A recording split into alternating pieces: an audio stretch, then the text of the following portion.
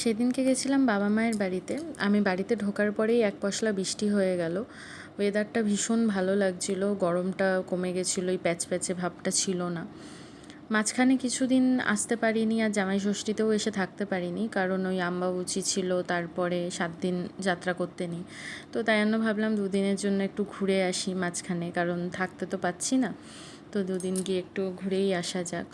তো আমি আসবো বলে মা অনেক কিছু রান্না করেছিল, প্রচুর আইটেম করেছিল। ভাত, কাঁকরোল ভাজা, মাছের তেলের বড়া ভাজা, টক ডাল, তার সাথে ছিল কাকচি মাছের চচ্চড়ি, চিংড়ি মাছ ভাজা, কাতলা মাছের আলু দিয়ে ঝোল, আর ছিল চিংড়ি ভাপা সর্ষে দিয়ে। দুপুরে খাওয়া দাওয়া করে সন্ধ্যাবেলাটা ভেবেছিলাম একটু এদিক ওদিক ঘুরতে যাব, কিন্তু যেতে পারিনি, কারণ ওয়েদারটা প্রথমে ভালোই ছিল, তারপরে আবার মেঘ করে আসলো।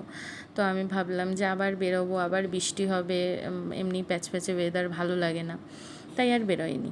রাত্রিরে মা করেছিল লুচি আর গিলামেটে কষা। গিলামেটে কষাটা আমার খেতে ভীষণ ভালো লাগে, আর লুচি বা রুটি দিয়ে যদি হয় তবে তো কোনো কথাই নেই, বিশেষ করে লুচি দিয়ে ভীষণ ভালো লাগে খেতে। আজকের দিনটা এইভাবেই সুন্দরভাবে কেটে গেল। Thank you for watching.